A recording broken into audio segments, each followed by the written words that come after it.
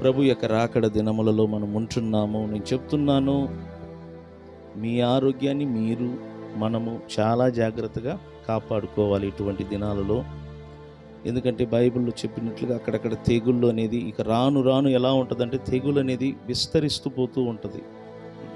రోగాలు పెరుగుతున్న దినాలలో మనకు, మన కుటుంబానికి, మన పిల్లలకు సెక్యూరిటీ కావాలి.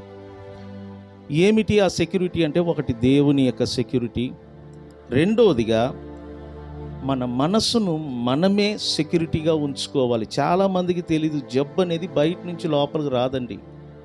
యేసు ప్రభు చెప్పింది ఒకటే, లోపల నుండి బయటికి ఏమవుతుందంట, వస్తుంది. గుర్తుపెట్టుకోండి. మీరు ఎప్పుడు మీ మనసులో నాకేదో రోగం ఉంది, నాకేదో లోపల ఉంది అని అనుకుంటారో అక్కడ మొదలవుతుందండి రోగం. నీ ఆలోచనే నీకు ఆరోగ్యాన్ని తీసుకొని వస్తుంది, నీకు అనారోగ్యాన్ని తీసుకొని వస్తుంది. అందువలన ఇటువంటి దినాలలో మీ ఆలోచన పాజిటివ్గా ఉండాలా, అంటే మంచిగా ఉండాలా. దేవుడు నాకు మంచిది చేస్తాడు, నా కుటుంబానికి మంచిది చేస్తాడు, నాకు, నా కుటుంబానికి, నా పిల్లలకు ఏ కీడు రాదు, ప్రభువే నా సహాయకుడు, నరమాత్రుడు నాకేమీ చెయ్యగలడు. ఇట్లాంటి వాక్యములను మీరు చదువుకుంటూ నెమరవేస్తూ భయము లేకుండా మీరంతటా మీరు మీ మనసుకు కాపుదల, మీ మనసుకు సెక్యూరిటీని మీరే కలిగించుకోవాలి.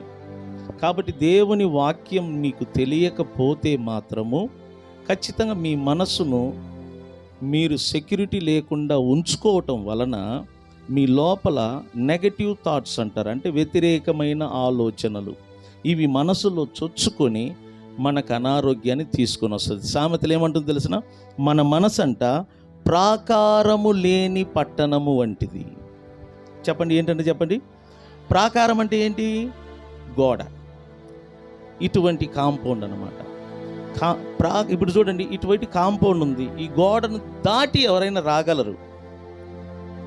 ఇటువైపు కాంపౌండ్ లేదు కాబట్టి ఏదైనా లోపలికి ఈజీగా రాగలదు. మీ మనసంట ప్రాకారము లేని ఒక పట్టణము వంటిది. కాబట్టి మీ మనసుకు మీరే ప్రాకారము, మీరే గోడను నిర్మించుకోవాలి. ఎలా? దేవుని వాక్యము ద్వారా. అందుకనే వాక్యం మనం వినాలి, అందుకనే వాక్యము మనం ధ్యానించాలి, అందుకే మనం వాక్యమును చదవాలి. రీజన్ ఏంటంటే, మీ మనసులోనికి వ్యతిరేకమైన ఆలోచనలు, పిరికితనమైన ఆలోచనలు మీ మనసులోనికి రానకుండా నీ మనసును నువ్వే వాక్యమనే ప్రాకారము చేత మీరు కట్టుకోవాలి. అప్పుడు మీరు సంతోషంగా ఉంటారు, మీ కుటుంబము కూడా సంతోషంగా ఉంటుంది.